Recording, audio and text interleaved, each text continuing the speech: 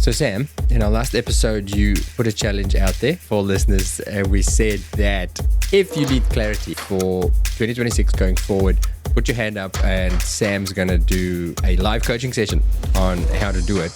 And we had Dr. Hugo Morrell foolishly put his hand up to be your victim for the day. So welcome, Hugo. Welcome and good luck. And I will step aside and let you roll with it, Sam. Cool, and nice to have you here, Hugo. Thanks for putting up your hand. And the purpose of this, of course, is to help you get some clarity around the next 12 months and for our listeners to understand the process. The reason why I wanted to do a live one of these is there's three sort of areas that if you want, someone wants to move from where they are to a different scenario. So let's say you go, I want to grow my business, or I want to not be working, I want to be more leveraged as a business owner, I want a better team, or there's always really three components to it in getting that change of outcome. So the three components, we call it clarify, simplify, amplify. So clarify is really getting clarity, what exactly do you want? And getting really quite specific around that. Simplify is really getting the time to actually be able to do it. Lots of people have lots of good ideas, but the most common disease is timeitis, where I don't have enough time. And all that means is that you are so busy with the day-to-day of everything you're doing that the results you will get will continue being the similar results until we change a direction, until we change a strategy or put something different in. So simplify is often simplifying what you're doing to allow you to focus on the things that'll give you the outcome that you said you wanted when you were getting clear. And then amplify is, okay, I know what I want. I've basically restructured, so I've got some time to do it. What are the things? What's the strategy? What's the process? What's the system? What's the resource I need? And that's the doing, the implementation. Okay, so the way we're going to walk through this today, Hugo, is I'm going to start 30,000 foot, and then we're going to chunk down and go deeper and go very specific around your business.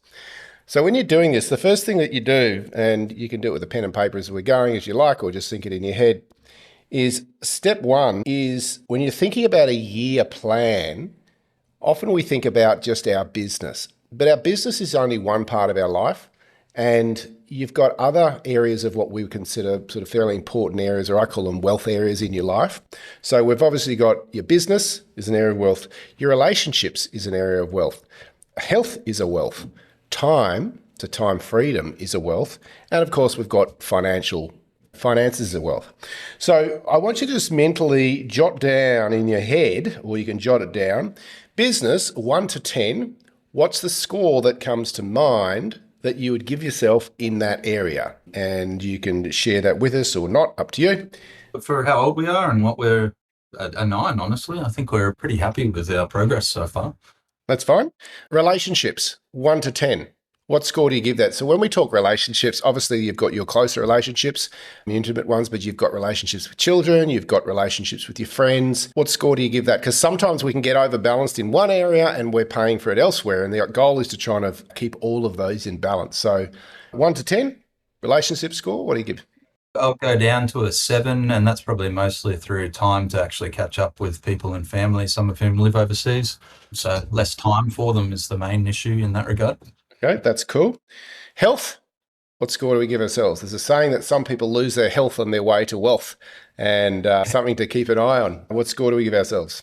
This week, my back stopped hurting, so I'll go back up to an 8 out of 10. About 3 weeks ago, I had pretty significant nerve pain in my lower upper thorax, which is pretty concerning considering I'm the main surgeon at a pretty new business. So yeah, that's jumped around a little bit and made me think, geez, it's a lot resting on my ability to keep bending forwards and looking at things, if that makes sense. We would call that a universal tap. My suggestion is pay some pretty serious attention to it, because normally we get little taps to start with and we go, oh yeah, then it gets better, and we keep doing the same thing. Next time round, it's normally bigger, and so on and so forth. Anytime that your body is something out of whack, it is basically your body giving you some feedback saying, hey, pay attention. So my suggestion is you might want to give yourself a lower score there and go, what do I need to do that I could do long term, like say for the next 20 years, and be perfect, rather than think I'll just muscle it through, because that's us not listening to the taps. So you might give that one a little bit of a question mark around there, a little bit lower score. Okay, great. Time.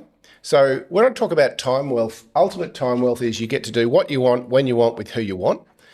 So I'm not saying that for some people, they want to work 70 hours a week in their business. That is what they love doing. And if you stop them doing it, they feel like they've been robbed of life. It's not judgmental around that, but it's that sense that I'm getting to do what I want to do and I feel like I've got the time to do it. What score do you give yourself there, 1 to 10? Good question. I guess depends whether, for where we are at in our business life versus where I want to be, I guess. Realistically, probably a 5 if for where we want to be in life. I'm managing to only do 4 clinical days typically and not a whole lot at home, which I'm quite proud of at this early stage of where we are. But at the same time, I can't really take long holidays. A lot of that, as I said, my wife and I are the only permanent vets here. So while I only do 4 days, we don't have time to be with each other on those other days. So we're, toing and froing in that regard. So there's definitely can be an improvement there by one day hiring an associate who can do more of take the clinical load and passing more of the management duties across. So yeah, I'm going to say a 5. I think I've certainly heard of new business owners who are worse than I'm doing right now. So I'm not disappointed with where I'm at. Yep. That's fine. And when you're doing this, so people listening in, don't be hard on yourself. Don't judge yourself. The purpose of this is just to go, what's the facts, Jack? We just want to know what's the current situation, because the goal of this is when we're thinking about a year to be able to start going, oh, my relationships are lower than I'd like to be. Why? Well, I'm too busy or I haven't made the effort to reach out to people or whatever it is. So therefore, in my year plan, I'm going to plan in build friendships. I'm going to plan in mates time rather than just think, oh yeah, it'll kind of sort itself out. The idea of a plan, there's a saying that losers set goals, winners set plans. And we want to create Hugo to be a winner so that you walk away with a plan that you're clear on what to do. And then you found out, how am I going to do it? And your time is allocated to it, which is why we're going through this initial process first before we dive into your business specifically. So last one, dollars. So financial, where you're at and where you'd like to be. So it's more the currently, how do you feel like your financial situation is? 1 to 10. Where's your happiness score around that? Yeah, 6. Okay. So if we can just have a look at that. Now I've got a little bit of a snapshot. It becomes clearer where our kind of focuses want to be. Number 1 is leverage. And we don't want the business all to be out, because that's starting to play out through, you mentioned in time wealth, you talked about your relationship that was a result of the business taking up more time, which to be honest is very normal when you're starting a new business. That's, work-life balance. We've kind of moved away from that as a concept to work-life integration, because sometimes you're all in one things and sometimes you're all in another thing. The goal is to keep kind of balance across them and letting the ship go one way for a while, but then we'll bring it back. And we want to make some money on the way through. And we want to be able to do this more sustainably long term. So we're probably going to have to slide in some what's going on with my back and what could I do long term, that's not going to be a problem. Very common with vets and obviously human surgeons because they're in that position, just not a natural position. So I would suggest there's a certain amount of inner core strength work that is probably needs to happen to help that long term. And I would be going and checking in with someone to say, hey, give me a program that I can do so that this isn't going to be a problem in my discs later on, because next thing you know, you're not doing surgery because your back's too sore. Okay. So now I've got an overview. Let's dial in a little bit more into your business. Thinking about where your business is now, just tell us a little bit about your practice, Hugo, just so listeners can get a bit of an idea of where the business is currently at. Sure. We're a 7-month-old, completely new greenfield business set up in inner South Brisbane.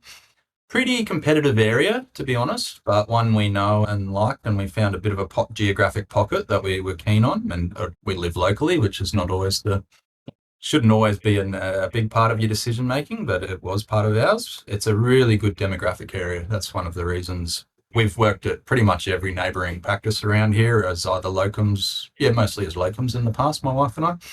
So we really knew that it was an easier area to work than some other geographic locations we have worked at. So we started this it opened doors 7 months ago, but it's been over a year of actually working towards this point well and truly.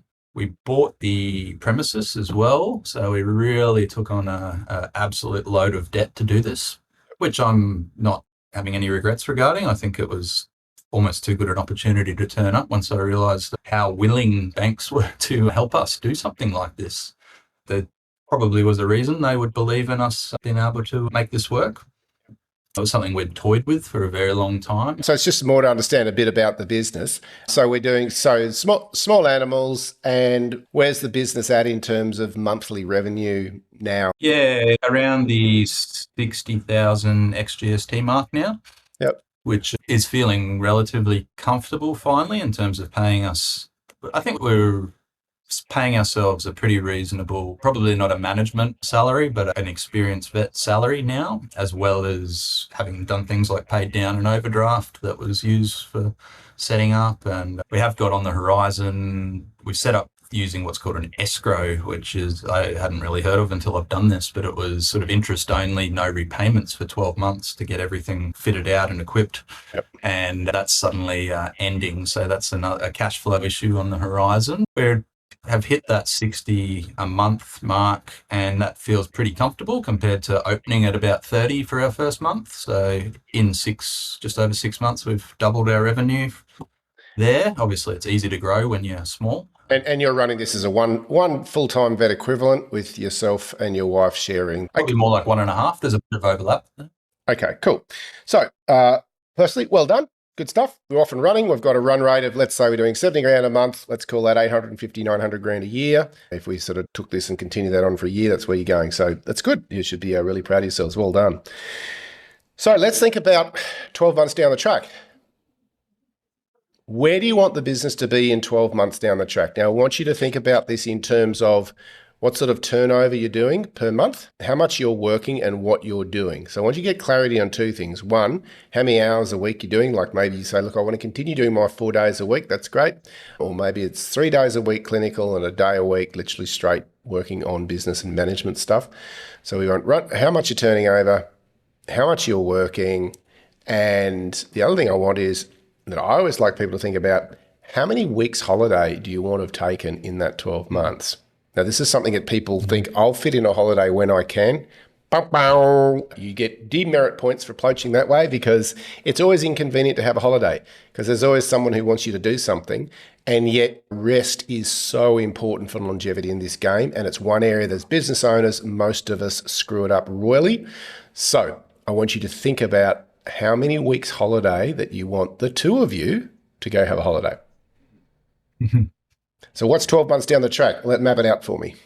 12 months down the track, starting with that one. Yeah, by that point, we should be able to manage 4 weeks a year. I want a proper annual leave by that point. Cool. So we've got 4 weeks a year. That's good. And how much we're turning over? Certainly over 1 million, 1.2. How about that? So what I would suggest is, this is what people do when they pick a figure. They just kind of randomly pick a figure and go, oh, that'll do, without any thought behind it. And so what happens is, instead of setting a plan to that, you're just sort of going, well, I'll do some stuff and I end up where I end up. What you're better off doing is picking a target that actually has got some meaning behind it. And the best way to do this is to reverse engineer it. Let's assume you're going to run this business at 20% net profit, which is easily achievable. How much would you like to make a year? So you'll be, nearly, let's call it close to 2 years in. How much do you want to take out of the business in profit, which is on top of your wage? Let's start there, and then we'll end up at a top line figure. Yeah, I think by that point, 250,000 profit on top of wages would be a reasonable. Right. And what wages are you paying? Will you be paying yourselves? By that point, so currently we're combined about just under 200,000 combined. Which probably for a 1.5 it's reasonably close to the money of what you'd expect at full market salary. That's sort of what, yeah. So whether Beth may do some more hours towards that, may not actually. So I think probably not a huge. Beth's not here. Let's just set it for her and we go, I've got this great plan, Beth, and let me tell you how you fit in. That works well, doesn't it? Exactly. So I guess probably, unless we're doing more hours than we currently are, it's probably not reasonable to go beyond about 200 a year in wages for ourselves, I think. Cool. So let's reverse engineer it. That we want $250,000 a year in profit. Now, you're going to have your interest expenses and things like that come in, which will come out of that. But let's just work on that 250K. If you're running this business at a 20% profit, which is a minimum margin I recommend that people run businesses at, we're looking at 1.2, what's that? 1.45, is that right? Mil? 2, 4. That's about right, yeah. 1.25 mil. Can I interrupt? What about management salary? So there's obviously, so the 200K for 1.5 vets, clinical work, but what about taking a wage for management duties, or is it in your profit? I'll jump in there because people start going, well, how much I pay myself and do I have a management fee and all this stuff? To be honest, who gives a rat's ass? It's kind of a bit irrelevant. It's just so we're just standardizing and saying we're looking at normal metrics within a practice to figure out if we know how much money we want to make, we'll know what kind of turnover we need to have, and we'll know what roughly resources we'll need to have in order to do that. So I think one of the things at the moment, Hugo, you're questioning, should I put another person on to get some more leverage or not? When should I do that? That will come out of this planning process. Should I, yes or no? And if yes, then when?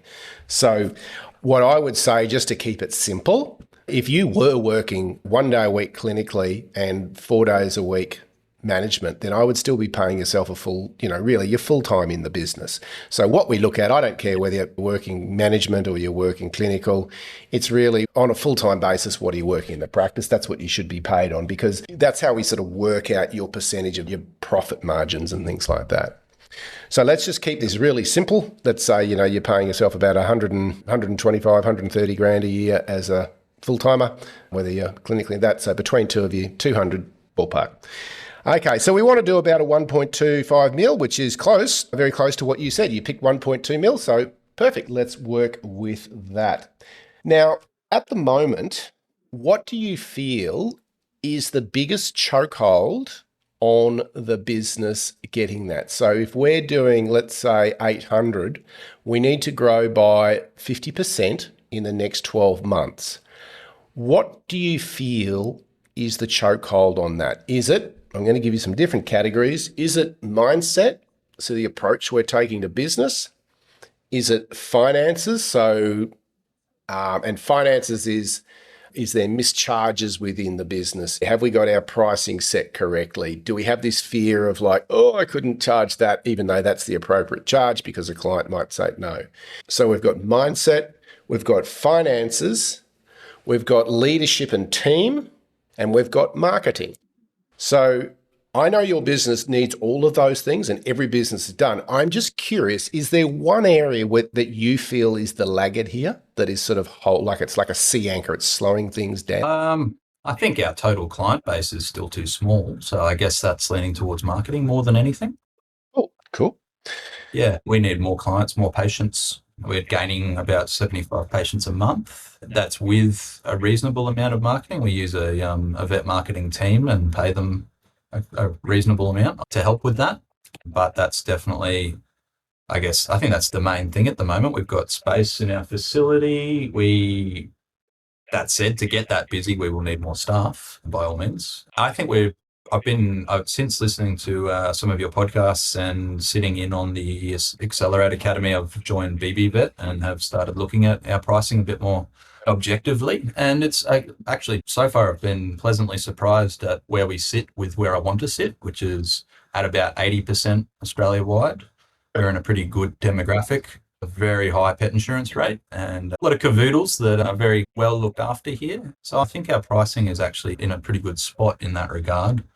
So it's more just we need more volume coming through. And let me ask you, with your volume, do you have a target as how much revenue per full-time vet equivalent you want the business to be doing? We can work backwards. I like the goal of 400 an hour. That's probably Inc. GST per full-time per day. Where did you come up with that figure of 400 an hour? Yeah, good question. I guess I hit it on good days, and I have heard it. I think there was a discussion on one of the practice owners groups on Facebook. There's other people saying that's, and I guess if you work back, if you base off a 20% of revenue kind of ballpark, which it always starts to get confusing whether you're talking about including super and with GST and so on, but that works out for, I guess, a senior vet wage roughly. I think that should be a kind of a, Okay. working backwards from paying the wage of 20% to billings. So if we work on this, let's break this down, because the reason I'm leaning into this a little bit, I often hear figures that people bandy around, and I ask, why have you chosen that figure? And if it isn't based on, there's got to be some fairly solid metric that sits under it that it makes sense, then we can be chasing an artificial target, and we get there and we go, oh, this doesn't really work. So if we work on, and if you say $400 per hour, if you think about actual periods of time throughout the day that a vet is generating revenue, it's not an 8-hour shift. It's something like about 5.5 to 6 hours of that. If you start writing notes, putting in there, calling clients, at those period of times, we're not actually generating a revenue. We're generating a revenue at 2 periods of time. When we're talking to a client and they say yes to a product or service at a given price that ethically an animal needs, that's generating revenue. That's called sales. We do that in a consult room. Or we're filling the order. Filling the order is we're doing a dental, we're doing a surgery, we're doing a procedure. So everything else is downtime, that we're actually not being productive.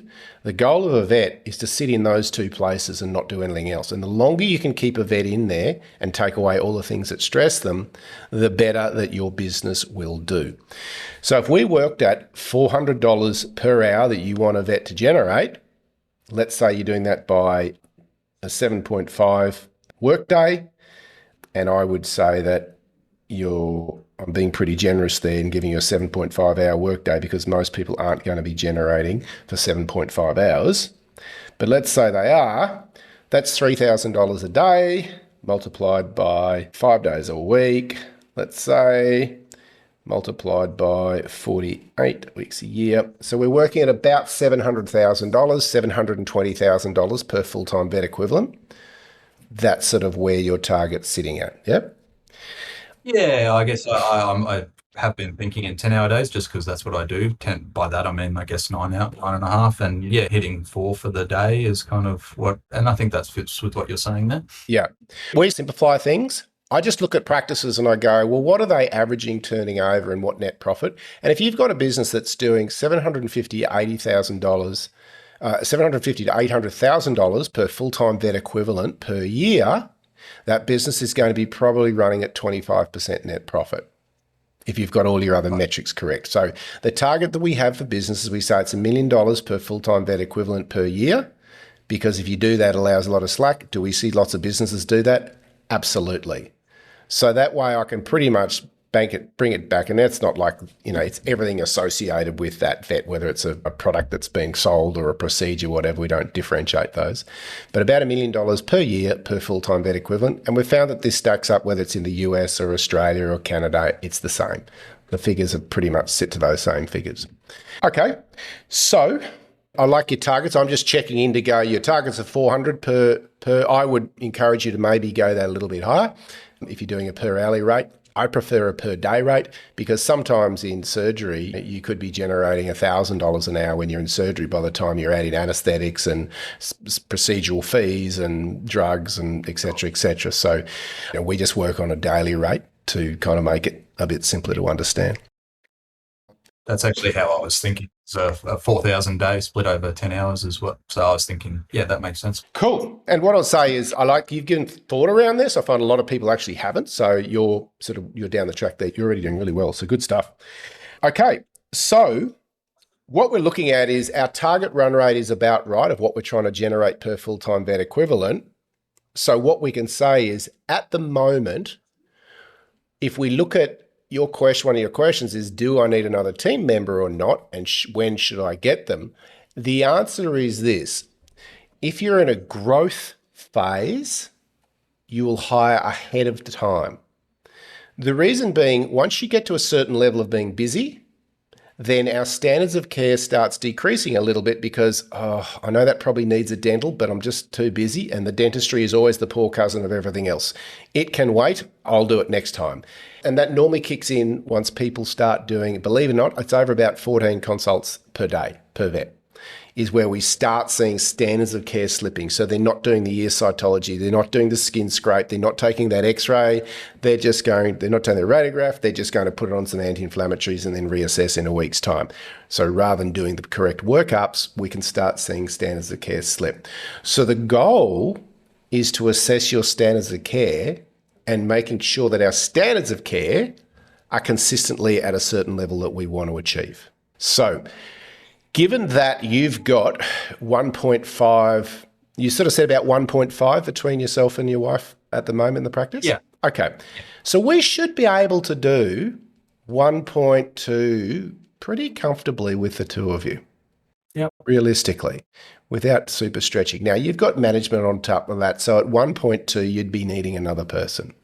I should say it's harder for Beth doesn't tend to do much procedural work. So I think that is a bottleneck on a day that I'm not on. It's harder to hit those sorts of daily totals relying on consults. Yep. It can be done by all means, but I think that's harder work, frankly, than doing a big dental and a soft tissue surgery to hit a similar daily target. So that's probably another bottleneck, is eventually getting another vet who can do procedures on the days I'm not here eventually.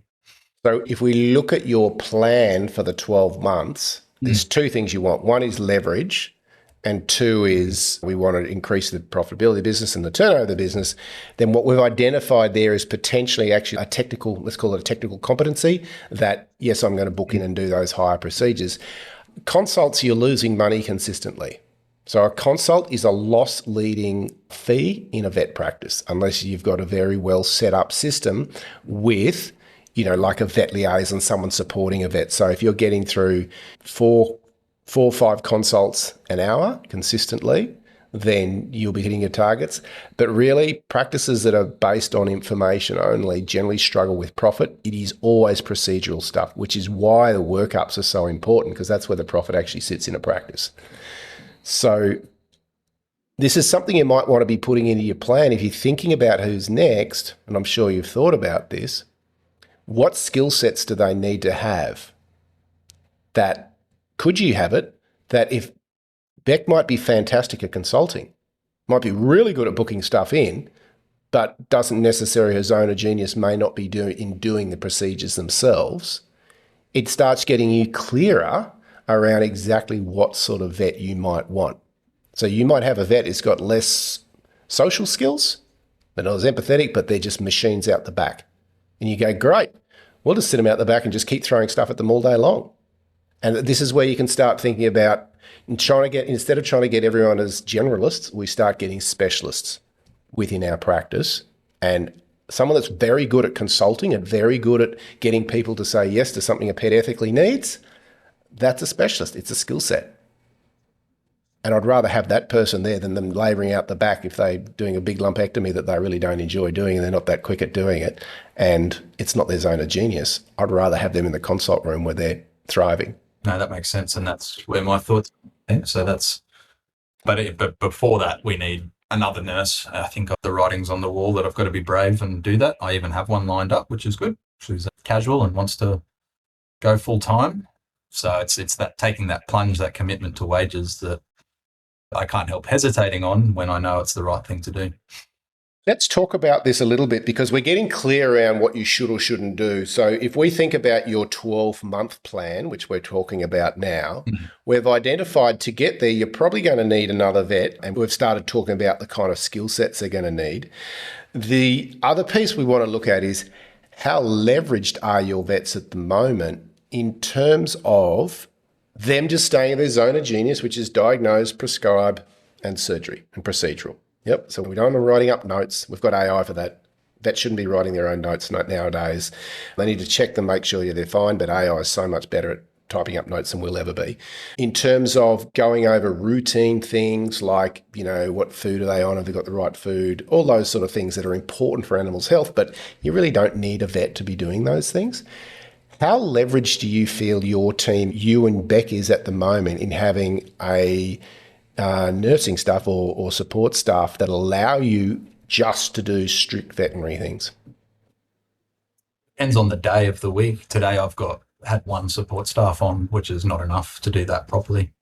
So I'm involved in every blood draw, every IV placement. And yeah, that's pretty glaringly obvious that I can't leverage properly on a day like this. We still managed to start the morning with a couple of consults and a big procedure, but it's juggling phones, it's people walk in, and as you said, care will potentially suffer. So that's pretty glaring to me that that's not enough support. On our having our practice manager and a good clinical nurse with the one of us is enough that we can do a lot less and can leverage a lot more. I've started doing AI notes since watching some of your stuff, and the nurses do most of the billing. They do a kind of a liaison check-in in terms of parasite prevention, food and everything at the front desk, and get that kind of started. So as a grading, I'm not sure to answer. There's room for improvement, significant improvement there. And I can foresee a future where I go between two consult rooms instead of just sticking to my one as well. And that's not really something we do except at a push at the moment. But we haven't really had to in terms of our caseload either. So yeah. So the point I'm trying to allude to here's what I find people do. They start going, oh, it's getting a bit busy. And instead of hiring really strategically, they just put another person or put another vet on. And if you have a look at percentage of wages, you want to run your wages as about 38 wages plus superannuation, in Australia or whatever it is in other countries that you may be listening from. You want to have the wages for your total team is about 40%. Now, we're seeing a lot of practices at 45, 50%, and they're just struggling to get their profit margins up into that 20 to 25%. The reason being is we need to think about leverage. So what I would look at is if your wages as a percentage is in that sort of mid-40s, then what I would be looking at, I think if I put another vet on that's the most expensive person, then my wages is kind of going to skyrocket. What I would look at is going, I want to develop my system first that we're very leveraged so that we can basically put a vet in and it's the system that's managing it. The best I've seen is $2 million of revenue per full-time vet equivalent to tell you what's possible. So basically 2.5 times what you guys are doing at the moment with one vet. That's what a vet fully leveraged can do. And this is a practice. They were well priced, but they weren't a specialist practice or anything like that. Now, the vet was literally being told what to do and when to do. The nursing staff around them were so solid and trained that they would direct them in traffic. So this is where I encourage people, if you're listening, you're thinking about your year ahead, should I put another person on? The question you want to ask yourself is, what can I do to leverage my current team so that I have a very leveraged system? Because otherwise what happens if you're at a 10% profit at $1 million, generally you're going to be a 10% profit at $3 million, has been my observation. Because it's a psychology, because you haven't got a system that is an efficient system from a workflow perspective. So this is where if I was you, I would be sitting down and looking at my figures and starting to understand, okay, what is one vet generating? Like we start looking at specific vets and we're starting to look down and go, where's their efficiency? Where do we need more help to get more efficiencies so that we can have these wages lower? Because being really busy, which I hear lots of practices, they go, oh, I'm so busy. And I'm like, I hate that term. I like to hear how effective are you or how efficient are you? And I don't want to be really busy and be running at a 5 or 10% profit because that just sounds like a lot of hard work. And if I'm going to do the hard work, I would rather be that I'm getting my 20, 25% profit, which is where a nice, healthy practice is. It's not all about the profit, but a nice, healthy practice will sit there because, of course, that allows you to put locums on, go have your holidays, have the team members that sometimes might be a slightly larger team that can absorb those costs, absorb the work when someone else goes away. So given that, you go away on holidays, you're taking 2 out of the equation. So you can't have this business so much about you and your wife, Beck. It's got to be more about the business. So they're not coming to see the amazing Dr. Morell, they're coming to see the amazing Greenslopes family practice, and they don't care who they see. So given that, let me ask you, in your 12-month plan, we've really come down to a couple of things. Number one is bums in seats. So marketing that we're going to do. And maybe that's just a time frame that, it sounds like 75 new clients per month is really nice. That's good marketing. I'd say that's working. You're finding new clients. The serve and keep piece, what do you have in place to make sure that those clients are coming back the next time? Do you use the book it in now process where they're being booked in for the next appointment, even if it's in a year's time? Are you using those strategies to make sure that we have a keep strategy? Not as a hard and fast rule, but only ad hoc. So that's probably something to look at. Absolutely amazing client service is something, and experience is one thing we're really, I think, doing very well at. With 55 5-star reviews so far. We haven't had a single in that kind of time frame. Little things like updates through, if you are in for a procedure, getting multiple updates in terms of Fluffy's blood work was fine. We're now moving into theatre. They're now in recovery. So all of those things as part of the experience and just good follow-up. Yeah. So it sounds like our serve bit. So it sounds like our find. We think about marketing, we talk find, serve, keep. Sounds like our find's pretty good. We've got a process that's coming in. Sounds like our serve's really good. Keep strategies. What's our communication to our database? What allows them to stay relevant to us? So we've got several strategies there you can think about. Is obviously a book it in now process. It is, you have to be communicating with them at least on a monthly basis, minimum. Your entire database. Yes. At a minimum, those two things are a keep strategy, and you can then build from there. Yeah, we're not doing that second part yet either, even though I've actually talked to you about it once prior on a brief phone call. So getting into the point of maybe a monthly newsletter is something that's on the to-do list, and it's been there for too long. Yeah. It can just be a video, it can be in the email, it doesn't matter, just start somewhere. But what I'm trying to get you to think about in building your yearly plan is to be most efficient with our clients. We want to know that we're creating a scenario that they're going to stick around forever, because we're really efficient with every new client that comes in. If we can keep 9 out of 10 of them ongoing, then your business will build really quickly. So this is part of setting your marketing experience and setting all pieces, find, serve, keep. If we have that right, sounds like we've got our finances right, then really it becomes two things. It's going to be our team and efficiency of the workflow. We're going to need to work on that. And then backing back that it's not about you. So it's about a training issue. So it's about really finding that team and then training up. To maintain that same standard. Sure. We are actually launching our own wellness plan. We haven't advertised it yet, but we've already signed up about 5 patients to it. We're launching it for the new year, and I think that'll go along those lines of retention as well. That's one of the key reasons we want to do it, having worked in various corporates that run them quite well. That's something we've replicated and are offering. Yep. And so far, whenever I tell someone about it, they jump on it. And that's without even properly advertising at this stage. So that's something that will help with that retention. That's the whole reason, I think. So what I would suggest is record yourself and what you say, because it's obviously what you're saying and how you're saying it that's getting someone to say yes, because we need to be able to replicate that to a team member, because they're not going to sell it as well as you. So if they can actually listen to 4 or 5 times, just literally push record on your iPhone and just let them hear what you're saying and how you're saying it, then that will be very valuable as part of your system of onboarding. When someone new comes in, here's how we do wellness plans. Yeah, that's a good idea. Okay, so let's kind of tie this up, because I want to allow people to understand, well, there's some good ideas. How do I now bring it to a plan? Because we've got ideas, we need to condense this. The way that we like to do is build a plan. So you write down the things I said at the start. Where do you want to be in 12 months' time? So you write those down. How many days a week you're working? How many holidays you've gone on? What's the total turnover of the business? What's the profitability of the business? You write all those things down so you're clear. And then we're going to bring it back to 90-day chunks. So we only want to work in 90-day plans, because to work to a year plan, it's too big for us to start getting really granular on, and we need to get granular. We need to go, right, what, when, how, where.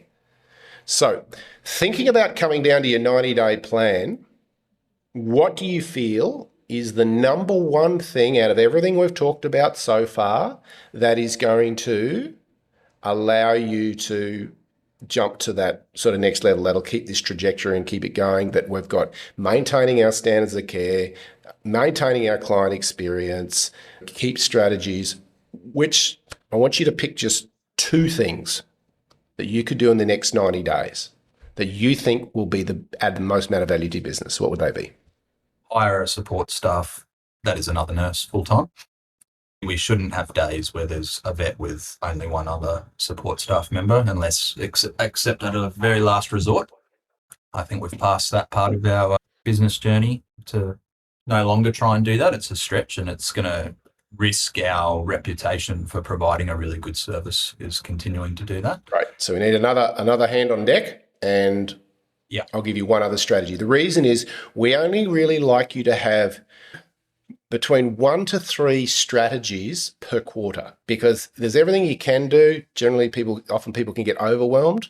And a good plan is, I know there's all this other stuff there, but I'm okay to leave that alone. I'll get to it. But these are a must do. These have got to be got to be working, got to be executed in that 90 days. So this is where I'm getting you to start thinking quite acutely, what am I going to do? Because then I'm going to get you to write down, well, when are you going to do it? So we've got hiring another staff member. And what if you had to pick one other thing? What do you think is the most amount of value it would add to your business? Monthly communication. It's, as I said, it's been on my to-do list. We're about to really heavily communicate about our wellness plan. How about we think of that as the start of regular communication rather than just a ad hoc one-off contact with our database? Okay, so we've got a keep strategy coming. Good, I love it. So now we've got down there, let's go a little bit granular. The team member that you're going to employ, what are they going to be doing specifically? Do we want someone that's great with people, a consult room? Do we want someone that's technically a really good nurse and is doing dentistry? Have you got really clear, rather than another set of hands, exactly what they're going to spend most of their time doing? No, I have worked with, I literally have this person chosen, and I think she's ready to come on board. She's, I guess, a generalist. She's great with clients, but very good technically. I can leave her taking dental x-rays, doing a scale and polish, so she's not a specialist, and we've got a practice manager who really focuses out the front, out client facing. This will be more of a floating situation. It's leveraging her vets. Okay, that's good. That's good. So when you're writing your 90-day plan, have you picked the date that she's going to start? No. Great. No. So pick a date. Talk to her about it. Yeah. Cool. So this is where we talk about losers have goals, winners have plans. Now what we're doing is kind of forcing the issue on the plan, on the goal, because it's becoming following a series of steps that you've put into a plan. If you just do those things, you're going to end up with this person. Are they going to say yes or no? And then because it's going to have to, you think about, what am I going to pay them? How's this all work? I need an onboarding process. It'll kind of force all those things to happen. So having a new person come in and having your onboarding process, I would have that as one of your strategies to get dialed in the next 90 days. So let's say for the first quarter of the next year, because let's face it, we're said and done for Christmas. Okay, cool. Second strategy, you want to do a communication piece once a month. You've gone, okay. Is it going to be a video? Is it going to be a email? Is it going to be a newsletter? Where do you want to start? Good question.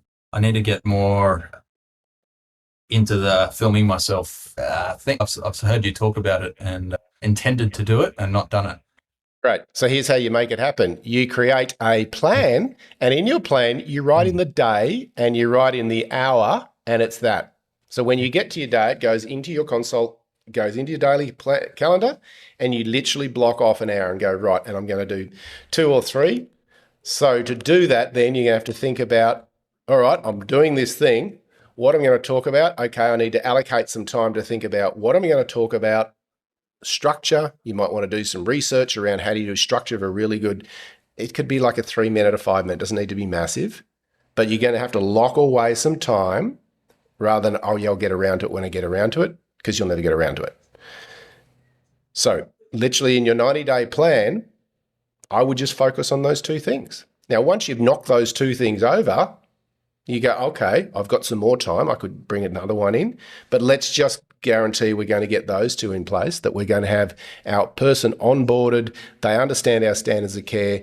We're looking for as much leverage as we can with a vet.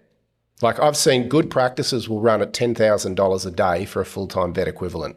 So I would see in your business there's plenty of room to move there by thinking about leverage. But at the same time, we mightn't have enough clients coming through that you want to have this big team here. So you are juggling that kind of growth factor there. In your situation where you've got quick growth, it's okay to hire ahead of the curve. It's always scary when you start because I got some more wages. But if you will fill that gap. So you'll fill that pretty quickly if you've got people who can focus more and be really efficient. And that would be the goal I'd be looking for, is efficiency and your standards of care. Yeah, fair. Good plan. And so then all you do, you take your 90-day plan and you break it into a weekly. So you sit at the start of the week and go, well, when am I reaching out to the person? What do I need to know beforehand? Do I need to figure out how much to pay them? And you literally just lock it into a weekly plan. So this is the planning process if you're listening. You start with, what's my big picture where I want to be in a year? And then we're going to start dumbing it down to, let's get clear on just the main things, not a list of 50 things I can do. I'm not interested in that. Less is more. We want the big picture things that are going to give you the biggest bang for your buck. And then we want to bring that to a 90-day. And then we want to work it into our weekly plan. So at the start of each week, you just go, what's my growth things? You've got being a vet, that's just being your vet things. But what do I need to focus on this week that is going to move me towards my year plan? And I've got 2 things that I'm working on for the next 90 days. And if you consistently do that, quarter after quarter after quarter after quarter, that's actually the magic of what we do when we're working with businesses, helping people get clear on where they should be focused. Now, looking at your data and understanding your figures is really helpful because it's like doing a blood test on your practice. It tells you exactly where the opportunities are. And so that'll be the next step for you once you have started getting these things, is starting to fine dial and go, well, where's the opportunity I'm actually missing that's walking through the door in my client experience or my standards of care? And that's where data becomes crucial. All right. So I'm going to pull up there. How do you feel in terms of, let me ask you, clarity about the year coming and how to get there? Do you feel any different now as to before we started? You had some ideas and you're already heading in the right direction. Do you feel clearer now on what, when, and how? Yeah, absolutely. I like that it's only 2 things to focus on, because it's that cloud of ideas and to-dos that becomes overwhelming and allows you to just keep doing the job in front of you, which I can feel is a bit of a trap. There were sort of so many forced steps to get to this point, and it's now just kind of mostly running and doing its thing, and then it becomes easy to settle into just doing the job, which I know is a bit of a trap. So as you said, clarity, that makes sense. I always say structure will set you free. Because that trap of there's so many things I could do, I don't know. So it's easiest just to do the known, do the things that we know default. And that's where we see most people, as we say, vets business owners are very good at getting stuck in the weeds in the day-to-day. And it stops them doing the things that'll change where they're going to be in 2 and 5 years' time, because they're just really surviving and getting through the year. And as a business owner, this is the choice: to create an extraordinary life. You get clear on what it is and you reverse engineer it and you do the big chunks that's going to get you there, rather than fill the orders that's been created on a daily basis. Here, I reckon we might pull up because that's a bit bigger than I thought it was going to be, but I felt that this might be talking to a lot of people, because I reckon from what I see, most vets a lot of business owners are stuck with that conundrum of like, I want to grow, I want to do things differently, but I don't know where to start. I don't know the process to getting clear on what my next obvious step is. I talk to you so often that I forget that you actually do know what you're doing, Sam. It's nice to see you in action. He's useful. He's useful. Hugo, I hope that was helpful. I wish I had that session, Sam, when I had my practice. I think it would have. Although I'm sitting here making notes, even for the vet fault. Same principles apply. So fantastic. Thanks for that.